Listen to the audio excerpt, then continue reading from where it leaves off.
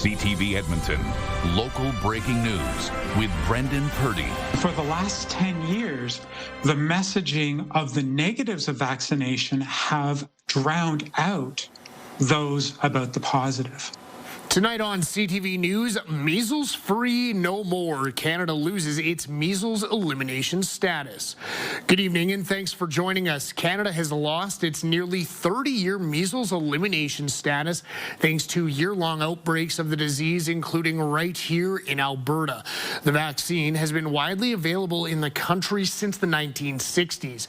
One infectious diseases specialist believes these measles outbreaks represent a communication failure by the government. Policy hasn't really changed. Governments haven't really changed, but the messaging has. And for the last 10 years, the messaging of the negatives of vaccination have drowned out those about the positive. In the last 12 months, Canada has recorded more than 5,000 measles cases, with transmission happening mostly among certain communities with low vaccination rates. To be considered measles-free, a country must stop the spread of the virus with no local transmission for at least a year. The press secretary for Health Minister Adriana LaGrange says the province is promoting vaccination and has seen a marked increase in uptake, especially in the north and south health zones, where the bulk of Alberta's roughly 2,000 cases have been registered.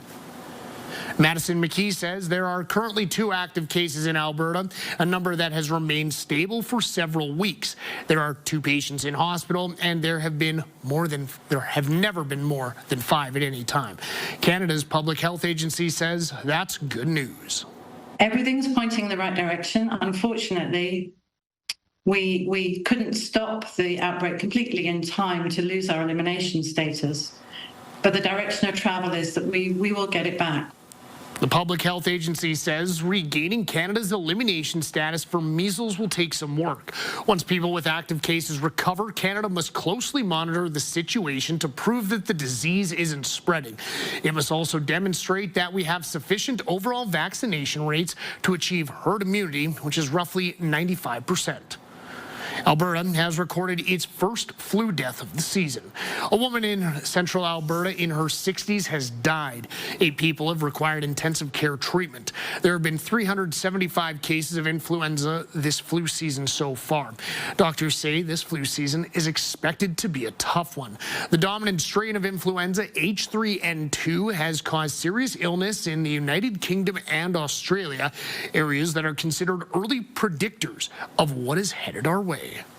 H3N2 can tend to be a little bit more severe, and more importantly, our vaccines are not quite as good at dealing with that. But people who are vaccinated have a lower risk of severe illness, hospitalization, ICU admission, and tragically death. So we do still encourage people, even if there's a mismatch, to take that shot that affords some protection.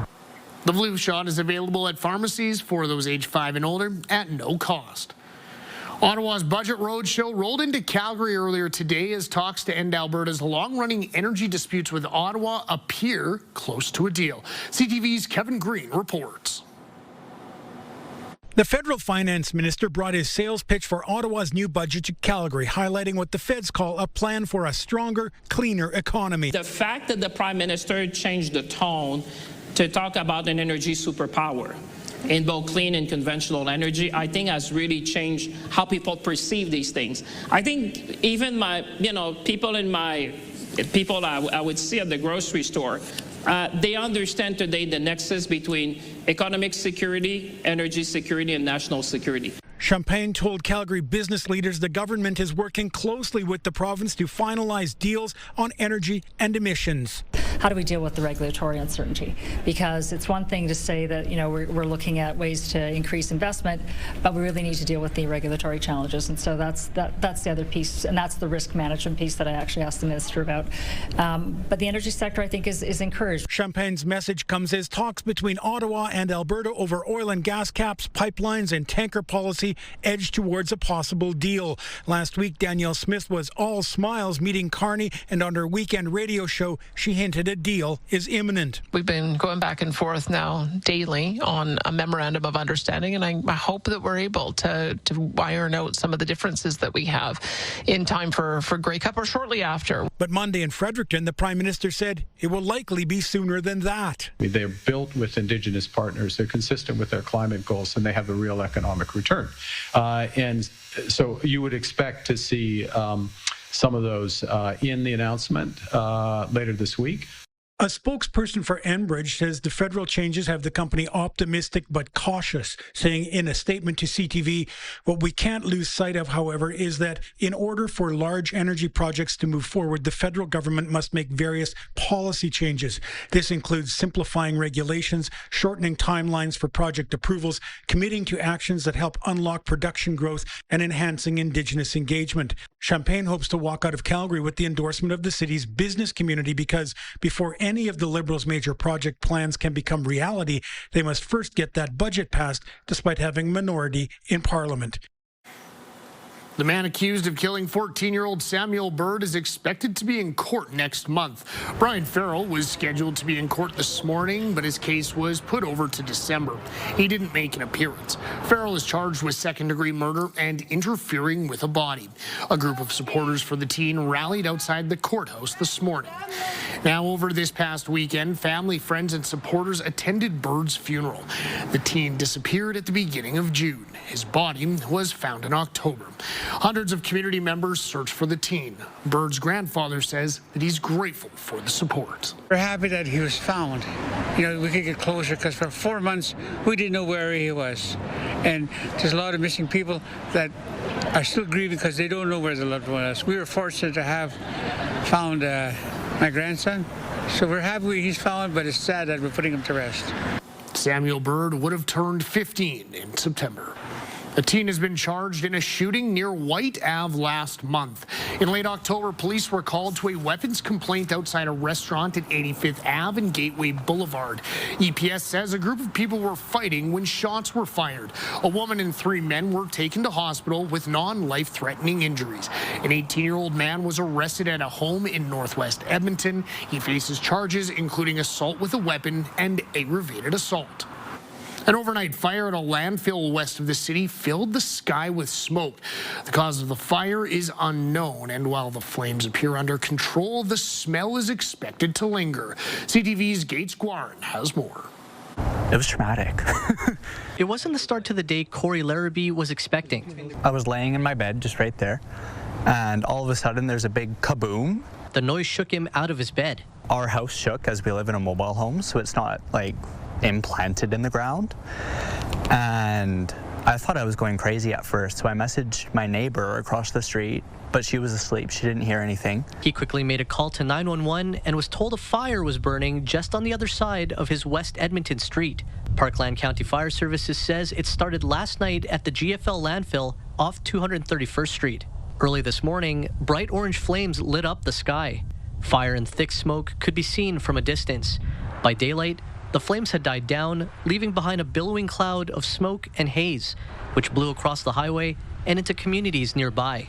My neighbor was outside with me. We were watching the flames. We could see the flames going up in the sky, all the smoke coming just over these houses over here. The county says the fire ignited in an area with a mix of construction and demolition waste and has grown to the size of about 5 CFL football fields. It says site owner GFL Waste Management is working to contain the fire. Parkland County says shifting winds may continue to carry smoke into the city and surrounding communities.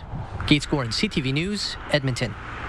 The Leduc RCMP is teaming up with the city to crack down on public disorder while helping people in need. The RCMP says a recent one-day project targeted crime while also connecting vulnerable people with supports like housing and mental health and addiction services. It says 3 encampments were dismantled, 6 packages containing safety supplies were handed out, and 7 people accepted follow-up services. 5 arrests were also made and 6 warrants were issued. We've seen some great success with the project, so moving forward, we hope to have this as a regular staple in our policing service that we provide to the citizens of Leduc. Last year, the city's only shelter shut its doors. Mayor Lars Hansen says it's going to take the entire community to address the city's problems. We're working collaboratively as the city and with our enforcement services to focus on both the enforcement aspect and the caring aspect to ensure that we're connecting vulnerable residents with social supports to find positive outcomes. Hansen says Leduc's new council has had discussions with the hub and will continue to.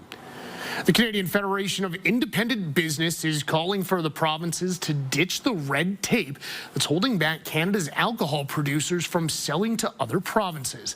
CTV's Tyler Barrow has more on the challenges and what they say needs to be done.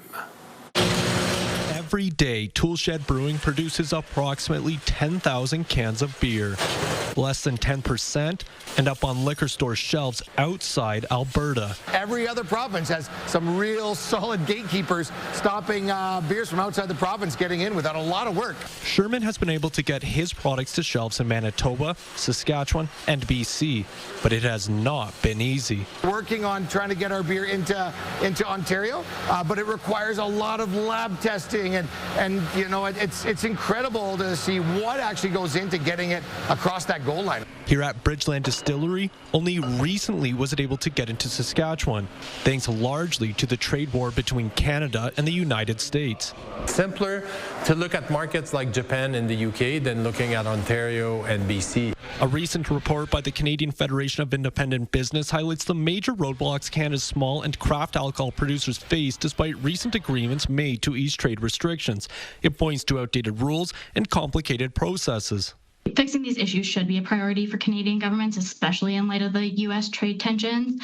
The CFIB is calling on provinces to add alcohol to the Mutual Recognition Agreement on goods, allowing it to flow more freely across the country. The group also says all provinces and territories need to do more. The Ministry of Service Alberta and Red Tape claims it's doing its part, saying, "We continue to lead the nation in knocking down trade barriers for the liquor industry, providing all liquor manufacturers, regardless of their province or country, with the opportunity to sell their products in Alberta."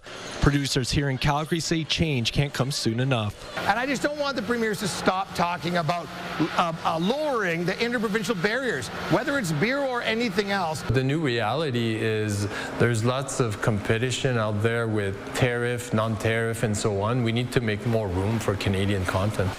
Tyler Barrow, CTV News, Calgary.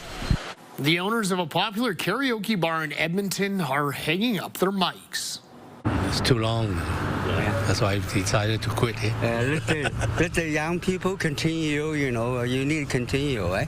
And let the younger generation continue. Gordy Ma and Terry Yu have owned Rosie's Bar and Grill for 35 years. They're retiring and have sold the business. The bar is located off White Ave and hosts karaoke on most nights. The pair say Rosie's is popular because of the camaraderie. You know, the traditional karaoke style is that one man singing on the stage and then everybody listen, right? So we're changing it around as that we encourage people singing together.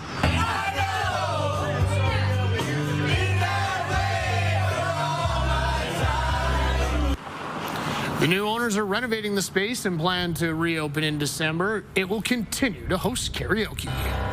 Just ahead, climate collaboration. We have the latest from the COP30 summit in Brazil. Plus, giving back to those who served our country, highlighting the importance of the Veterans Association Food Bank. What I get from the Veterans Association is seeing a smiling vet walk out the door. Good evening, folks. 13 degrees for a daytime high today, and it looks like we'll have a shot at double digits again tomorrow. Cooler by the end of the week, though, closer to 0 for daytime highs. We'll take a closer look at all that in just a few minutes. Wednesday on CTV Edmonton, our new series looks at the banker who had it all. Mansions, muscle cars, and millions of dollars. With just one catch, none of it was really his. Inside the 2002 investigation of Nick Lissick, coming up Wednesday on the Crime Tapes.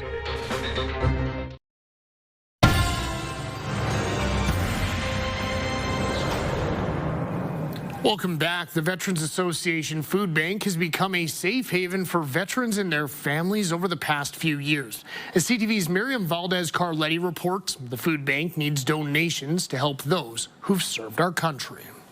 Ruth Hannes-Windsor and her veteran husband know all too well the stresses that come with military life. Saying goodbye on the tarmac as they get on the planes to leave and all the prep that it takes, it's devastating. Those stresses don't end after service. The ladies group that I belong to has been exponential in me understanding post-traumatic stress disorder. As we get ready to commemorate Remembrance Day, Hannes-Windsor says it's bittersweet. I usually cry. It brings back very challenging memories. They have been using the services of the Veterans Association Food Bank for 4 months. While the food bank supports vets in their next chapter, it also helps their families find community. Warehouse manager Ted Lewis served in the military for 37 years. He says helping vets get back on their feet not only helps them, but him as well. It helps with my mental issues that I've experienced from being overseas and whatnot. Around 250 veteran families come through here to receive hampers monthly. Most have pride, right? And it's not easy to have to come and say help, but that's what we're here for. We're here to help. What I get from the Veterans Association is seeing a smiling vet walk out the door. Our job's been done. As Remembrance Day honors those who have served in the military, the food bank hopes people can serve those vets back with donations. Canned items, coffee, and pet food are their biggest asks. Some people might think coffee's not a big deal, but when you've got very little going for you, a cup of coffee in the morning, makes a difference. A small token of thanks for their courage and sacrifice. Miriam Valdez-Carletti, CTV News, Edmonton. Leaders and climate experts from around the world are in Brazil this week for the start of the Global Climate Summit COP30. As CTV's Scott Hurst reports, on the agenda is how to rein in the climate crisis before catastrophic warming becomes inevitable. International leaders are being urged to tackle the climate crisis with more urgency and more cooperation, but it comes at a time when some key global partners appear to be backing away from the climate fight. I am very worried about Canada's participation, given that the recent signals that we have gotten from Prime Minister Carney and his government have only been about moving back on existing policy. The Canadian delegation might face some criticism at the COP30 summit getting underway in Brazil as climate observers point to the recent budget that's big on development and an expansion of energy projects, but a retreat of some Trudeau-era climate policies. Environment Minister Julie DeBruzen, who's leading Canada's delegation, however, pitching the Liberals' climate competitiveness strategy as a shifting approach that she claims will connect climate ambitions with economic growth. But the framework is short on details and provides no update on where Canada stands on emission reduction targets. This strategy connects our climate ambition with a plan for economic growth. It prioritizes measures that deliver the greatest emissions reductions and increases competitiveness at the lowest cost for Canadians. To no surprise, U.S. President Donald Trump is not attending COP30. He's been critical of climate science and has pulled the U.S. from the landmark Paris Agreement of a decade ago, meant as a framework to hold nations accountable in limiting warming. That's leading to questions about the relevancy of the summit and its ability to pull nations together when some are pulling back. Scott Hurst, CTV News, Toronto. Edmonton is set to host another 2 games during the next PWHL Takeover Tour. Edmonton first hosted a professional women's hockey game back in February. It was played in front of a sold-out crowd at Rogers Place. Edmonton will host Vancouver and Minnesota on December 27th, then Vancouver and Boston on April the 7th. Tickets go on sale on Friday. After the break, creating a collectible coin, we introduce you to a local illustrator whose art could be in your pocket. I just love seeing people enjoying things, and I love it when I get to do work that highlights the natural world.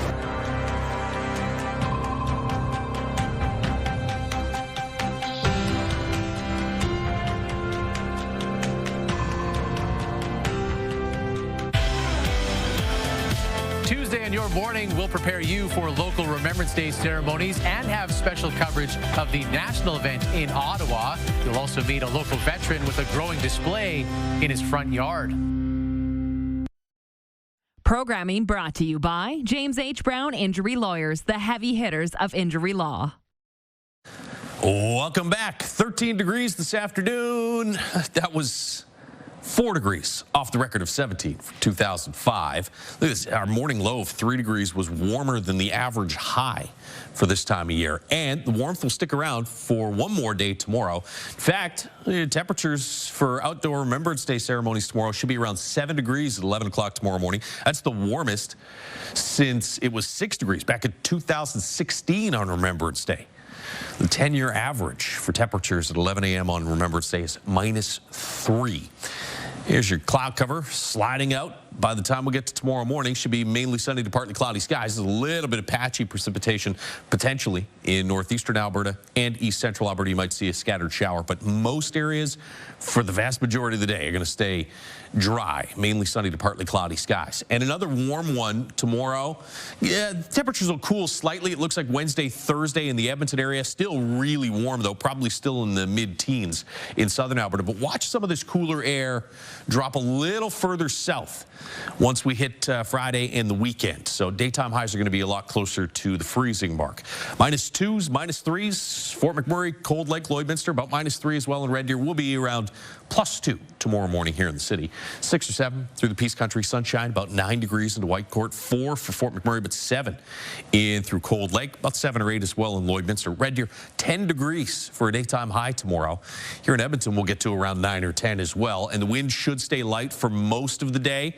Mid-afternoon, it may briefly get a little gusty, but for especially the morning hours, the wind will be light. Partly cloudy, 6 degrees on Wednesday, 6 and some cloud cover for Thursday, and then a chance of some snow or maybe a little rain-snow mix on Friday. And daytime highs, once we hit the weekend, drop a lot closer to the freezing mark, maybe even slightly below 0, and stay that way all of next week. So mild in the short term, but some more seasonal temperatures are headed our way by the end of the week. Is your forecast. A local artist has turned his love for dinosaurs into miniature works of art that may make their way into your pocket. He was one of the exhibitors at this weekend's coin exchange in West Edmonton. CTV's Miriam Valdez-Carletti has more. You may not know his face, but you might recognize his work. Julius Chutney is an Edmonton illustrator behind more than 40 coins with the Royal Canadian Mint. I just love seeing people enjoying things, and I love it when I get to do work that highlights a natural world. For me, that's a big deal as a biologist and a conservation-minded person. Chutney has been designing coins for the Mint since 2011, each one different, but with a similar message. What I find really powers me, my core, is to inspire an interest in and concern for the welfare of the biosphere. He's designed 3D coin models, black light-activated coins, and unique shapes fit for a dinosaur.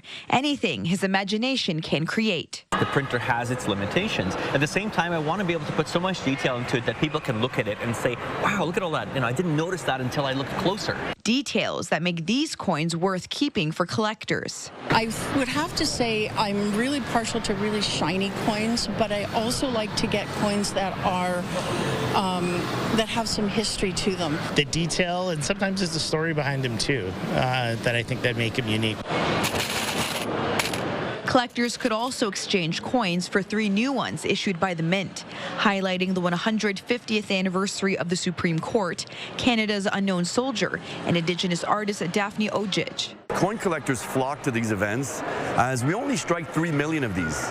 So 2 million are colored and 1 million's uncolored. Creating memories of collecting is what makes them so special. And I've always done since I was a little kid with my dad, and he's the one who kind of got us into it. There's a young man that I share my coins with as well, and he's passionate about coins. He's only about 11, and so I like to encourage that in people. While most of these coins aren't used as currency, their stories are priceless. Miriam Valdez-Carletti, CTV News, Edmonton. The Canadian Premier Soccer League final was held in Ottawa as a record-breaking snowfall came down, and it led to a goal sure to be remembered. Anyone's to claim in the air.